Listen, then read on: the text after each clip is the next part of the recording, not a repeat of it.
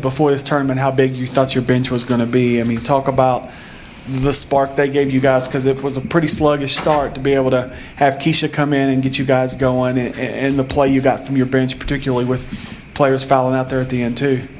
Well, our bench has been just a real positive for us all season, and at this point in the year, you just really have to rely on them. And I don't think it's fair to your student athletes if you walk into tournament time and decide that you're not going to utilize them. So it was no different for us as far as our mindset. As far as Keisha Mosley, 8 points, 4 rebounds in 15 minutes.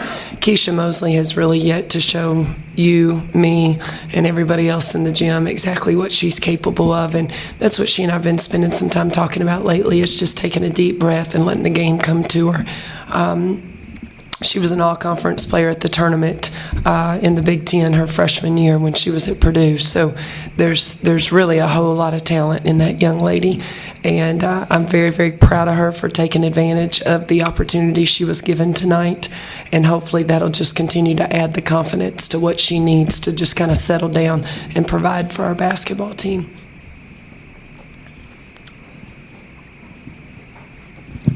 Coach, obviously Keisha played a huge role for you guys in the first half. How important, too, was Hope, particularly with Amy being in foul trouble and her kind of being called into not only some playing time, but she was handling the ball a little bit for you guys? Hope was huge, and the one thing that really stands out, I think, is right there to close the half. Hope hit that big 3 from the corner, and I think it was tied at that point, if I'm not mistaken, and that put us up, and then we never looked back.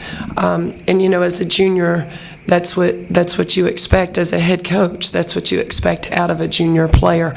And Hope's pretty confident right now. And again, coming off the bench for us, adding that type of spark.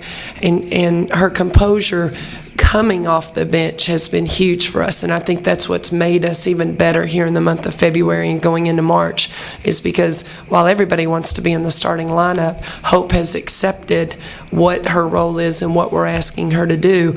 And she's really playing well and playing up to her ability in that role. And so, again, that just helps to strengthen our bench and what we can come off the bench with.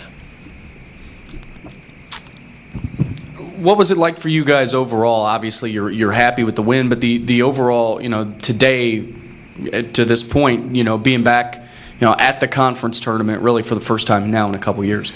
Well, it feels great. I mean, this is what we started school on August 31st, and that was their first day of conditioning and weightlifting and workouts in the preseason with Joey, our strength and conditioning coach. And this is what you put all those hours and all that time in for, is to get to your postseason conference tournament. And you've got to take it one game at a time. And I think that's probably what I'm really proud of our young ladies for, and I think you really have to credit our 4 seniors, is they knew that South Iowa was our first opponent, and that's where their focus and their concentration has been. And now they took care of business, and now they're ready for a semifinal matchup. So really, really pleased with the way that we've gone about just taking care of business. We finish our regular season with 3 really rough road games in a row and pick up those 3 wins. And I just credit our seniors and their maturity for helping us get to this point. Offensively, you were obviously pretty good in that run too, but talk about your defense. I think they went 8 minutes without a field goal from the end of the first half into the second half. Well, they made up for it at the end of the game. We could talk about that was great, but they took it at us and they made up for it at the end. So as a coach, you're always trying to critique and think about and discuss and learn from what happened. And while we do need to compliment them on that, we've got to make sure that we understand we can't give up those shots, especially, the shot that Bruner hit is not necessarily typical for her in their offense. Now, she has shot them and hit them throughout her career, but that's not a real typical shot for her.